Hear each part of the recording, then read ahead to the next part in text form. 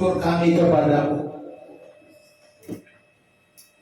Terima kasih ya Tuhan untuk kesempatan yang terindah yang kami terima pada pagi hari ini, untuk mendengarkan kebenaran firman-Mu ya Tuhan.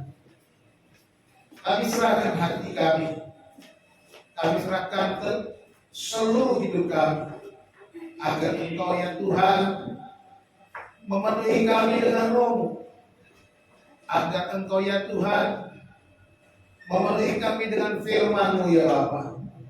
Berbicaralah kepada kami, berikanlah kami hikmat dan pengertian, agar kami dapat sepenuhnya mengerti dan melakukan kebenaran firman. Bapa surgawi, terima kasih. Kami serahkan pemberitaan firman Tuhan ini dengan kuasa Roh. Berbicaralah ya Tuhan, kami siap mendengarkan firman. Haleluya. Amin. Silakan duduk. Selamat pagi. Shalom. Puji Tuhan. Bapak Ibu saudara dikasihi oleh Tuhan, hari ini khotbah saya berjudul Menang Karena Tuhan. Mari kita bersama-sama membuka Alkitab kita dari kitab Roma pasal yang ke-8 ayat 31 sampai ayat yang ke-39. Ya, ada 9 ayat. Bapak Ibu silakan menyimaknya dengan Alkitab masing-masing. Roma 8 ayat 31 sampai 39, demikian firman Tuhan. Sebab itu apakah yang akan kita katakan tentang semuanya itu? Jika Allah di pihak kita, siapakah yang akan melawan kita? Ia yang tidak menyayangkan anaknya sendiri, tetapi yang menyerahkannya bagi kita semua. Bagaimanakah mungkin ia tidak mengaruniakan segala sesuatu kepada kita bersama-sama dengan dia? Siapakah yang akan menggugat orang-orang pilihan Allah? Allah yang membenarkan mereka. Siapakah yang akan menghukum mereka? Kristus Yesus yang telah mati, bahkan lebih lagi yang telah bangkit, yang juga duduk di sebelah kanan Allah, yang malah menjadi pembela bagi kita. Siapakah yang akan memisahkan kita dari kasih Kristus? Penindasan atau kesesakan atau penganiayaan atau kelaparan atau ketelanjangan atau bahaya atau pedang? Seperti ada tertulis, oleh karena Engkau kami ada dalam bahaya maut sepanjang hari. Kami telah dianggap sebagai domba-domba sembelihan. Tetapi dalam semuanya itu kita lebih daripada orang-orang yang menang oleh Dia yang telah mengasihi kita. Sebab aku yakin bahwa baik maut maupun hidup, baik malaikat-malaikat maupun pemerintah-pemerintah, baik yang ada sekarang maupun yang akan datang, atau kuasa-kuasa, baik yang di atas maupun yang di bawah, ataupun sesuatu makhluk lain, tidak akan dapat memisahkan kita dari kasih Allah yang ada dalam Kristus Yesus Tuhan kita. Amin. Berbahagialah kita yang mendengar dan yang melakukan firman Tuhan. Bapak Ibu saudara yang dikasihi Tuhan, Paulus menulis surat Roma 8 ini di tengah-tengah penganiayaan. Jemaat Roma sedang tertekan. Mereka difitnah, dikejar oleh karena iman mereka kepada Kristus. Mereka digambarkan seperti domba sembelihan, seperti kata ayat yang 36. Bayangkan domba sembelihan tak berdaya, seekor domba ketika masuk ke dalam penyembelihan, domba itu tak berdaya. Demikianlah keadaan orang-orang Kristen pada masa itu. Tetapi Paulus tidak menutup dengan ratapan. Dia menutup dengan teriakan kemenangan. Dikatakan dalam semuanya kita lebih daripada orang-orang yang menang. Ayat yang ke-37. Sekalipun mereka seperti domba sembelihan. Pertanyaannya sekarang, bagaimana bisa menang? Jawabannya ada dalam ayat 31. Sebab Allah ada di pihak kita. Jika Allah di pihak kita, pasti kita menang. Sebabnya hari ini kita belajar menang karena Tuhan. Kita belajar tiga alasan kenapa kita pasti menang karena Tuhan. Bapak Ibu dikasih Tuhan, kalaupun kita saat ini sedang menghadapi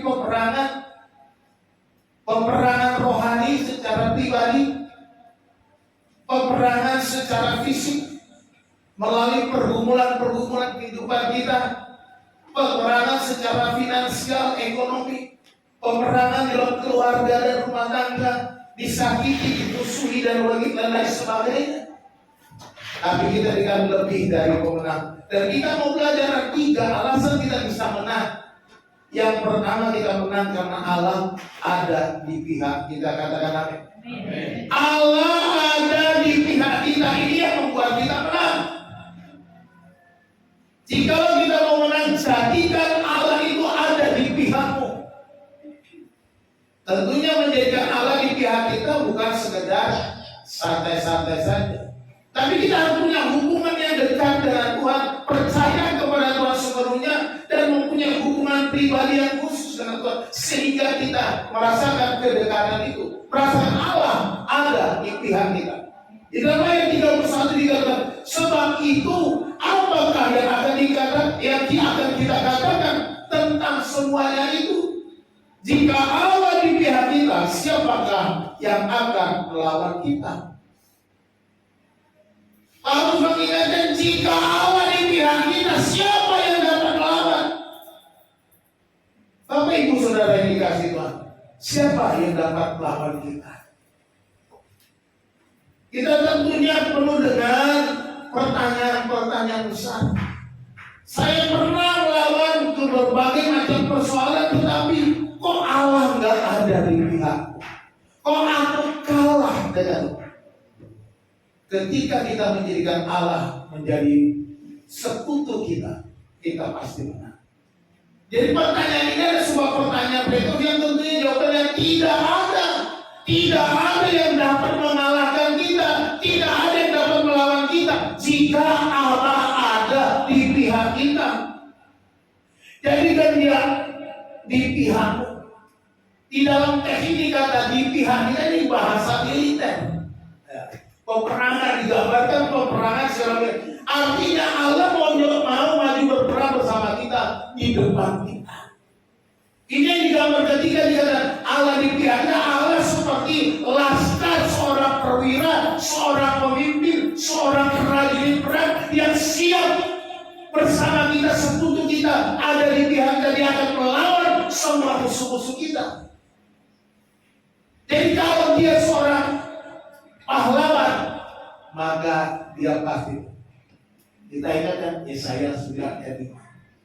Bilang Allah yang perkasa, Bapa yang kekal, Raja dan kata Allah yang perkasa itu, ya, itu adalah pahlawan yang perkasa. Dialah Yesus, dia panglima yang akan berperang untuk kita. Jadikan dia di pihak. Kalau kita tidak menjadikan dia di pihak, artinya kita mau mengandalkan kekuatan sendiri. Kita pakai akal kita pakai kekuatan kita pakai semua sumber daya yang kita merasa aku bisa. Seringkali kita merasa kecewa dan gagal. Tapi mungkin saja satu kali saudara bisa menang dengan kekuatan sendiri. Tetapi hasilnya adalah kesombongan. Hasilnya adalah kalau saudara akan merasa lebih hebat. Aku tidak perlu lagi orang lain. Aku tidak perlu Tuhan di pihakku. Karena aku mampu. Bapak Ibu dikasih Tuhan, banyak musuh-musuh masalah yang kita hadapi. Ya. Ada sakit, utang, anak-anak, atasan kita, terlebih lagi musuh utama kita, si iblis. Tetapi jika Allah ada di pihak kita, jumlah musuh kita menjadi tidak penting. Seberapa besar, seberapa banyak, tidak ada masalah. Jika Allah di pihak kita, siapa yang dapat? Tidak ada. Tidak ada yang dapat melawan. Ya. Tidak ada yang dapat mengalahkan kita. Kita review kisah-kisah perjanjian lama. Ketika Tuhan berperang, 2 Raja-Raja pasal 6 ayat 16 ya, kurang ketiga. Dikatakan jawabnya, jangan takut sebab lebih banyak yang menyertai kita daripada yang menyertai mereka. Elisa dengan hambanya ketakutan karena diserang. Banyak musuhnya menyerang. Tapi Elisa bilang, tenang saja. Jangan takut. Sebab lebih banyak yang menyertai kita daripada yang menyertai mereka. Lalu dibukakan matanya. Melihat di atas gunung semua bala tentara Sembali yang mengawal menjaga. Keluaran 14 ayat 14. Tuhan akan berperang untuk kamu dan kamu akan diam saja. Ketika orang yang keluar dari Mesir, mereka sampai di tepi Laut Merah atau Berau itu. Orang Israel mengejar. Mereka ketakutan, mereka marah-marah, mereka merasa habislah hidupku. Tapi Musa berkata, Tuhan akan berperang untuk kamu dan kamu akan diam saja. Ini luar biasa. Jadi Tuhan di pihak kita, Tuhan berperang itu biasa, sudah ada digambarkan. Kemenangan selalu ada di pihak orang-orang yang berkandalkan Tuhan, yang bersekutu dengan Tuhan. 2 Tawarik 20 ayat 15 juga diberitakan. Dan berseru ini nabi, seorang nabi berkata kepada raja, camkanlah hai seluruh Yehuda dan penduduk Yerusalem dan tuanku Raja Yosafat. Ini nabi berbicara kepada Yosafat. Beginilah firman Tuhan kepadamu, janganlah kamu takut dan terkejut karena laskar yang besar ini, sebab bukan kami yang akan berperang, melainkan Allah. Yosafat saat itu diserang dari 3 raja, Bani Amon, Bani Moab, dan orang Seir. Tetapi Yosafat, apa yang dia lakukan? Dia bersekutu dengan Tuhan. Dia datang di hadapan Tuhan di Yerusalem, masuk ke bait Allah. Dia berdoa, berseru kepada Tuhan. Dan Nabi menjawabnya seperti itu. Camkanlah. Camkanlah. Ini artinya suatu tekanan yang penting harus kita ingat. Perhatikan, tanamkan di hatimu. Hari ini saya mau katakan kepada kita, camkan di hati kita masing-masing bahwa bukan kami yang akan berperang, melainkan Allah. Apa masalah? Apa yang sedang kau hadapi? Kesulitan apa? Hari ini Tuhan akan berperang untuk kamu, melawan semua musuh-musuhmu, mengalahkan semua yang menegang hidupmu, termasuk masalah-masalah yang finansial, masalah kesehatan, masalah apapun. Kalau engkau ada di pihak Tuhan, maka Tuhan akan bekerja. Katakan amin. Allah akan di pihak kita. Kita pasti menang. Andalkanlah Tuhan, ya. Berhenti hitung musuh-musuh. Wah, banyak sekali musuh saya. Wah, banyak sekali tekanan. Wah, berat sekali. Ini musuh yang sangat berat. Mulailah perhitungkan Tuhan. Setiap pagi katakan, Tuhan, Engkau di pihakku hari ini. Tuhan, Engkau adalah sekutuku. Engkau di pihakku. Tiap hari dia baik dengan Tuhan, biarlah Engkau di pihak. Mulailah menjadi orang yang menikmati persekutuan dengan Tuhan. Hubungan yang baik dengan Tuhan. Agar Tuhan berkarya, Tuhan bekerja, Tuhan berperang. Ambil langkah untuk menyerahkan hidupmu kepada Tuhan. Setiap pagi serahkan semuanya. Jangan lagi tinggikan dirimu, tinggikan egomu, tinggikan semua kekuatanmu, sebab engkau tidak akan mampu. Setiap kali katakan Tuhan, aku berserah. Setiap kali katakan Tuhan, engkau di pihakmu, engkau yang berperang melawan musuh-musuhku, melawan segala kesulitanku, melawan segala masalahku, segala kesakitan, segala pergumulan di dalam rumah tangga. Engkau yang Tuhan, berperanglah untuk aku. Jadikan Tuhan sekutu. Andalkan Tuhan. Firman Tuhan bilang apa? Yeremia 17 ayat 7. Diberkatilah orang yang mengandalkan Tuhan dan yang menaruh harapannya kepada Tuhan. Diberkati. Berbahagia. Penuh dengan kemenangan. Orang yang mengandalkan Tuhan dan menaruh harapannya kepada Tuhan.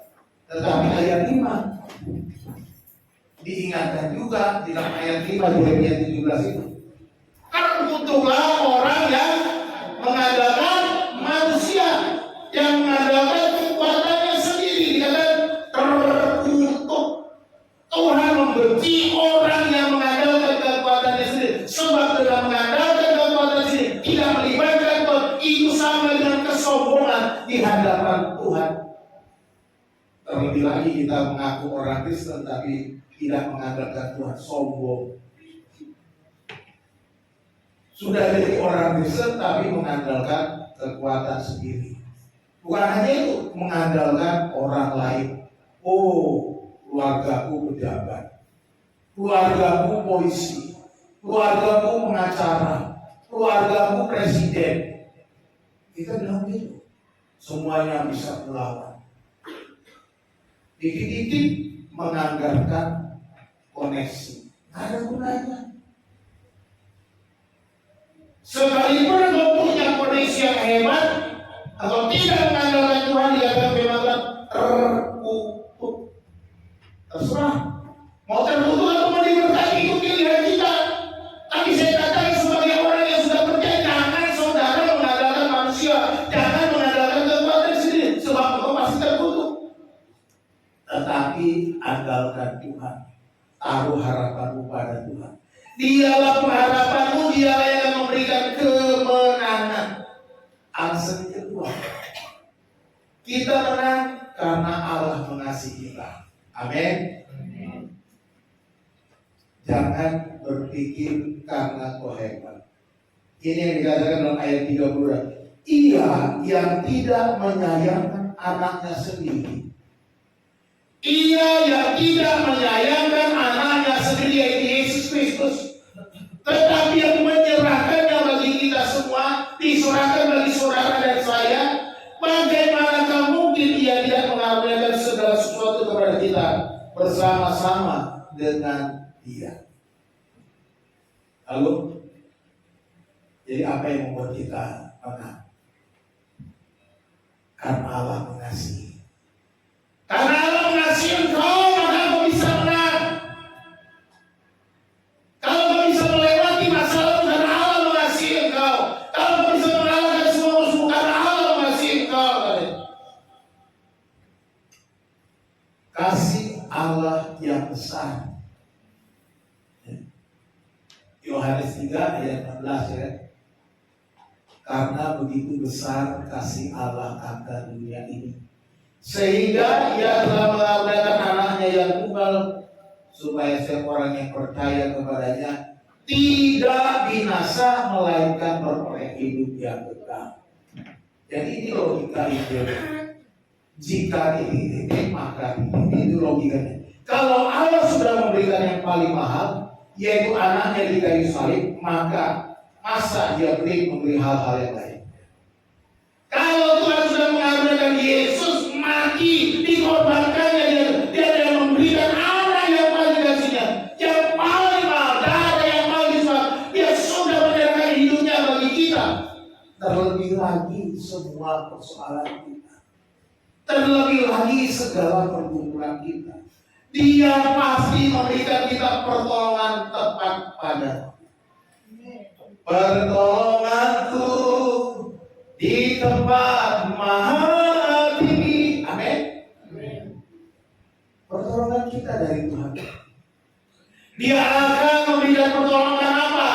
Bukan karena engkau hebat, bukan karena engkau baik, bukan karena engkau sudah rajin ke gereja, bukan karena engkau rajin baca Alkitab, bukan karena engkau rajin berdoa. Bukan itu yang diperhitungkan Tuhan.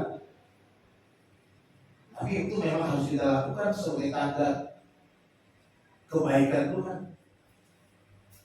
Dia lakukan karena dia lebih dulu mengasihi kita. Katakan amin. Karena dia mengasihi, maka dia mau bertindak. Karena dia mengasihi, maka dia mau berperang untuk kita.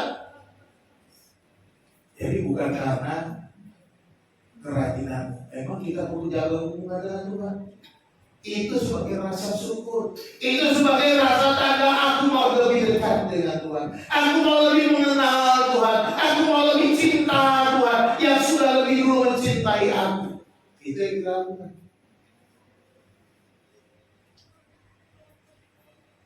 Salib adalah bukti terbesar bahwa Tuhan tidak menahan kebaikan dari kita. Lihatlah salib itu. Itu adalah bukti terbesar. Dia pasti menolong kita.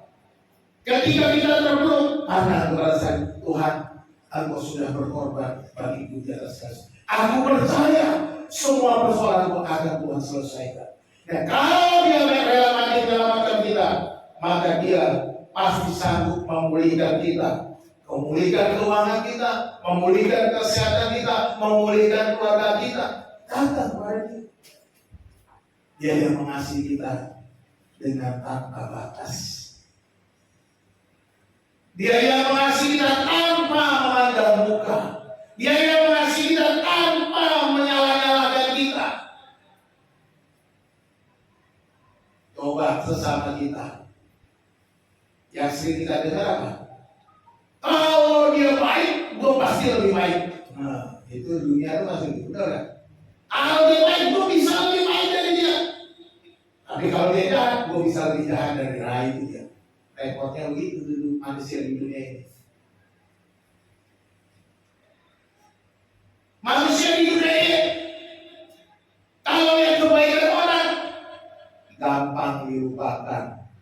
Tapi lihat kesalahannya, nggak pernah dilupakan. Itu manusia.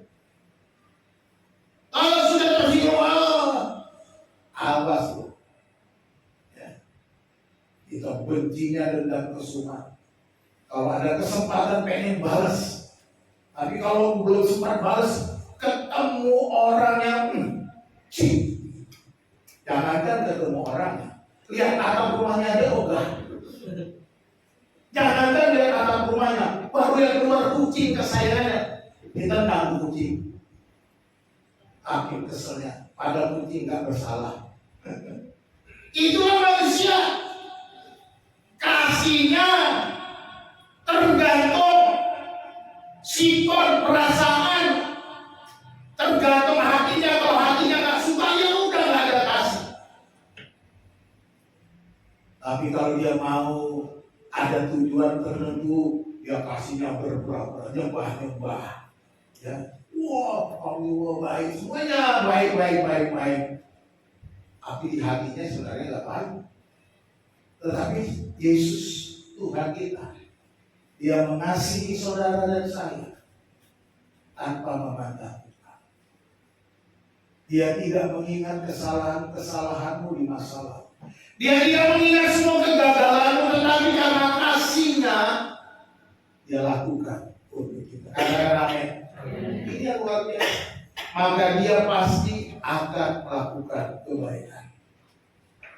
Pandanglah kepada salib Yesus, apapun yang engkau alami. Waktu ragu akan penyertaan Tuhan, lihat kepada salib. Dia sudah berikan Yesus, berarti dia pasti sanggup tuntaskan yang lain. Yesus satu-satunya yang sanggup. Dia yang sudah menyerahkan anaknya sendiri. maka dia juga akan menyelesaikan semua pergumulan kita dengan tuntas. Ketika Yesus berkata sudah selesai, maka tugas Yesus bukan hanya tugasnya mati di kayu salib sudah selesai, tetapi mau katakan bahwa persoalanmu juga sudah selesai. Dia sanggup menyelesaikannya. Apa yang kau hadapi masa kini dan masa depan sudah selesai. Kalau kau percaya itu sudah selesai, maka dia akan menyatakan kuasa, menyatakan mujizat, menyatakan kemenangan, menyatakan bahwa dia melakukan apa yang dikatakan sudah selesai, benar-benar selesai. Hanya kadang-kadang kita ragu, benar nggak udah selesai? Kok nggak selesai sih Tuhan? Makanya jangan ragu, jangan pernah ragu. Tuhan bilang kalau punya iman sebesar biji sesawi bisa memindahkan gunung. Nah kalau gunungnya nggak pindah gimana? Makanya muncul lagu, walaupun gunung tak berpindah katanya, aku tetap percaya. Bukan karena soal pindah gunungnya. Kadang-kadang kita berdoa, kok nggak selesai, lalu kita ragu, itu aku tadi. Berarti imanku belum sebesar biji sesawi, mungkin 1/1000 biji sesawi. Harusnya kan baik-baik. Kita bisa menang karena Tuhan mengasihi. Kasih Tuhan yang besar itu yang membuat kita menang. Dan apapun persoalanmu, karena dia mengasihimu, maka dia bisa menyelesaikan semua persoalan kita. Yang ketiga, kita menang bukan karena hanya cukup menang, tetapi lebih dari pemenang. Kita lebih dari pemenang. Ayat 37 berkata, tetapi dalam semuanya itu kita lebih daripada orang-orang yang menang oleh Dia yang telah mengasihi kita. Kita lebih dari orang-orang yang menang oleh Dia yang telah mengasihi kita. Diulangi lagi, yang mengasihi. Kita bukan hanya cukup menang, bukan sekedar menang, bukan menang ala kadarnya, tapi kita lebih dari pemenang. Lebih dari pemenang dalam segala perkara. Dia sudah memberikan kita kemenangan dan kita menjadi lebih dari pemenang. Apa yang digambarkan di sini? Lebih dari pemenang dari kata hypernikomen atau upernikomen. Hyper itu di atas.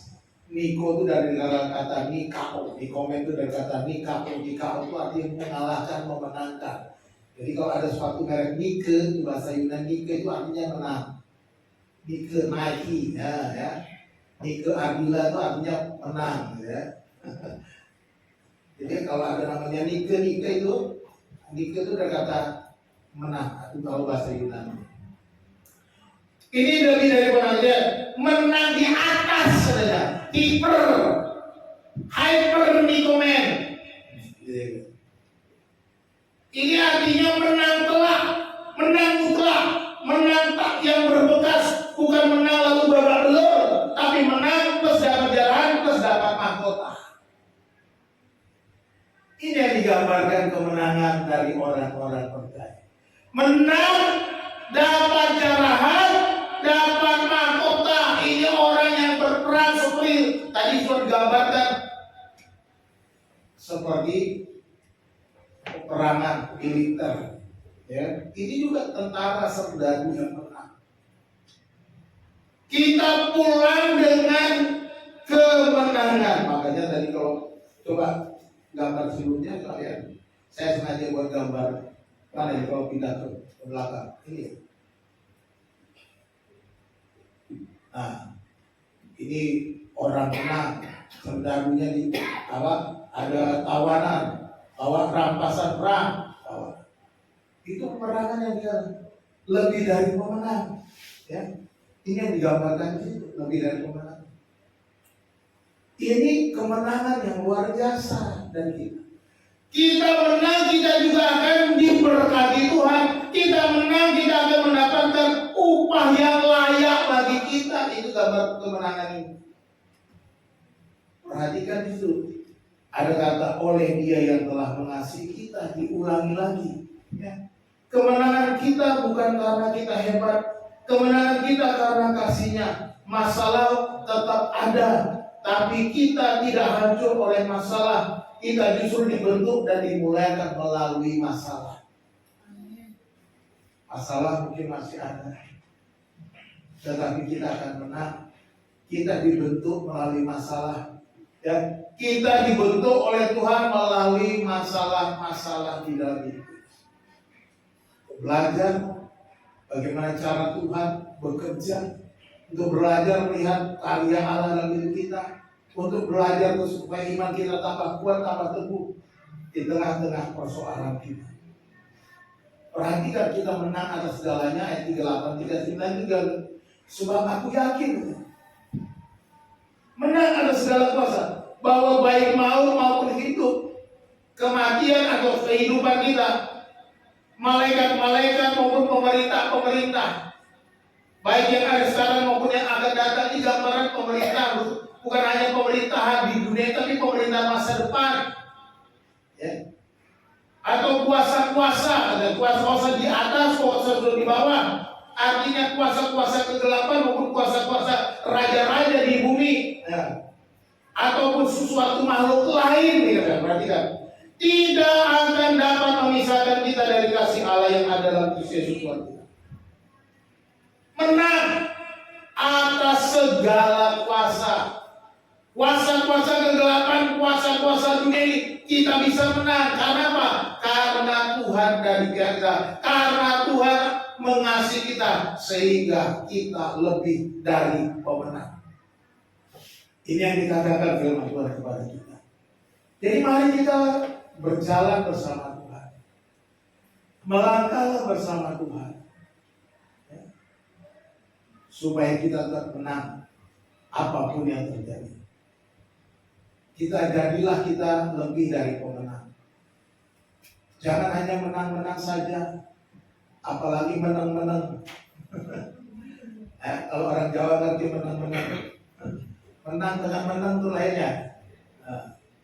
Menang itu artinya diem aja. Tapi kita harus menang. Jadilah lebih dari pemenang. Jangan cuma minta lepas dari masalah. Kita kan sering, Tuhan tolong saya lepaskan dari masalah. Mintalah jadi lebih dari pemenang. Artinya keluar dari masalah dengan iman yang lebih kuat, karakter yang lebih dewasa. Ini yang kita minta. Bukan hanya sekedar lepas dari masalah, tetapi jadilah lebih kuat, jadilah lebih dewasa, bertumbuhlah dalam iman. Inilah lebih dari pemenang. Jadi ketika kita menghadapi persoalan-persoalan baru, persoalan-persoalan yang akan kita hadapi berikutnya, maka kita lebih kuat. Pengalaman masa lalu membuat kita lebih kuat karena Tuhan di pihak kita. Ini harus kita baca. Kita harus lebih dewasa menyikapi peperangan kehidupan kita. Jangan salahkan siapapun. Jangan salahkan dirimu. Jangan salahkan keluargamu, temanmu, sahabatmu, orang tuamu, anakmu. Jangan salahkan. Tidak perlu cari siapa yang salah. Kita sudah belajar minggu lalu dari Ayub. Kita sudah belajar bagaimana Ayub datang ke hadapan Tuhan dengan segala keberadaan. Dia bangkit dengan karakter yang lebih dewasa. Inilah yang harusnya kita miliki, bukan hanya menang sekedar menang, tapi bangkitlah, majulah dengan iman yang lebih kuat, iman yang lebih teguh, iman yang berkarakter, iman yang lebih dewasa. Inilah orang-orang yang lebih dari orang. Bapak Ibu Saudara dikasih Tuhan, kita menang karena Tuhan. Apa yang kita alami? Apa yang kita dapatkan dengan menang dari Tuhan? Yang pertama kita belajar posisi kita. Allah ada di pihak kita. Posisi kita adalah sekutu dengan Tuhan. Posisi kita Allah ada di pihak kita. Posisi kita adalah Allah adalah laskar yang berdiri di depan kita berjalan berperang melawan musuh-musuh kita. Inilah yang Tuhan lakukan. Posisi kita sebagai pemenang karena Allah ada di pihak kita. Selain manusia ada jaminan bahwa Allah sudah memberikan anaknya. Allah sudah mengorbankan anaknya. Allah sudah menyatakan kasih yang memberikan yang terbaik, yang termahal bagi kita. Terlebih lagi, Dia akan menyelesaikan semuanya, hal-hal yang lainnya. Tuntas as. Dia sudah berikan anaknya, apalagi yang kurang. Segala persoalannya pasti dapat diselesaikan. Ini jaminan kita. Jadi ketika engkau lemah, ingat jaminan kayu salib. Tuhan, Kau sudah berkorban untuk aku percaya aku dapat melewati masalah ini. Berikan aku kekuatan, berikan aku kemampuan supaya Engkau berkarya dalam hidup. Hasilnya kita lebih dari pemenang. Kita lebih dari ini hasil. Ketika kita tahu Allah di pihak kita, ketika kita tahu Dia mengasihi kita, memberikan yang terbaik untuk kita, maka hasilnya kita lebih dari pemenang. Apapun masalahmu hari ini, Bapak Ibu Saudara dikasih Tuhan, datang kepada Tuhan. Mungkin dunia ini bilang kamu menang itu karena nggak ada masalah. Kamu bisa menang karena ya biasa-biasa itu yang kau hadapi. Dunia akan berkata gitu ketika kita bisa menang. Tapi baik, apa yang Alkitab katakan kepada kita hari ini? Alkitab katakan menang itu ketika ada Allah di tengah masalah. Katakan amin. Ketika Allah ada di tengah-tengah masalah kita, itulah kemenangan kita. Jadi bukan karena masalahmu terlalu gampangan, ya nggak ada masalah, bukan itu. Tapi karena Allah ada di tengah masalah kita, maka kita bisa melewati setiap masalah. Dan mungkin juga kita hari ini seperti domba sembelihan, diserang dari segala sisi. Kita lemah, tak berdaya, kita seperti domba yang sedang disembelih. Tak berdaya sama sekali.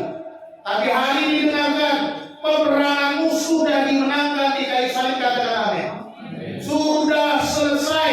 Karena Allah ada di pihakmu, karena Dia sudah berikan anaknya, maka bangkitlah kembali. Engkau lebih dari pemenang karena Tuhan. Ini yang Tuhan janjikan kepada kita. Engkau lebih dari pemenang karena Tuhan. Walaupun kita lemah, tak berdaya, tapi Tuhan berkarya dalam hidup kita. Sekali lagi sebagai ayat penutup, kita mengulangi ayat yang kita sudah baca tadi. Roma 8 ayat 37 bisa menjadi ayat hafalan kita. Mari kita baca bersama-sama 2-3. Tetapi dalam semuanya itu kita lebih daripada orang-orang yang menang oleh Dia yang telah mengasihi kita. Tuhan Yesus memberkati, kita berdoa. Kami naikkan syukur kepada Tuhan untuk firman Tuhan yang sudah kami dengar. Firman Tuhan yang sudah kami baca, kami renungkan bersama. Tuhan, kami bersyukur kami lebih dari pemenang, sebab Engkau di pihak kami. Sebab kayu salib sebagai tanda kasih-Mu yang besar yang akan memberikan kemenangan kepada kami di sepanjang perjalanan hidup kami, apapun yang sedang kami hadapi. Pagi hari ini Bapa, Engkau tahu pergumulan setiap pribadi yang hadir. Tuhan, biarlah Engkau melawan masing-masing Tuhan, menjamah setiap hati, menjamah setiap hubungan. Masalah kesehatan, Tuhan berikan kesembuhan. Masalah finansial, keuangan, Tuhan pulihkan keuangan umat-Mu ya Tuhan. Masalah anak-anak dan masa depan, Tuhan berkati supaya anak-anak kami boleh bertumbuh dalam tahun. Masalah pendidikan, anak-anak kami masih sekolah, masih kuliah, Tuhan berkati supaya berikan keberhasilan. Dan apapun yang menjadi persoalan kami, masalah di pekerjaan, dengan atasan, dengan teman sekerja, semuanya kami berdoa supaya Tuhan menolong kami. Dan dengan kerendahan hati kami mohon Engkau bekerja untuk kami Tuhan, untuk melawan musuh-musuh kami, terlebih melawan kedagingan kami, agar kami boleh merendahkan diri di hadapan-Mu ya Tuhan. Terima kasih Bapa di surga, hamba-Mu selesai berbicara. Hamba mohon supaya Roh Kudus ya Tuhan berbicara kepada kami masing-masing tiap-tiap hari, di setiap langkah kami, di setiap aktivitas kami sepanjang minggu, sehingga kami tetap kuat, kami boleh tampil sebagai pribadi-pribadi yang lebih daripada orang. Terima kasih Bapa, terima kasih Tuhan. Kami mengucap syukur dan berdoa dalam nama Yesus Tuhan kami. Haleluya. Amin.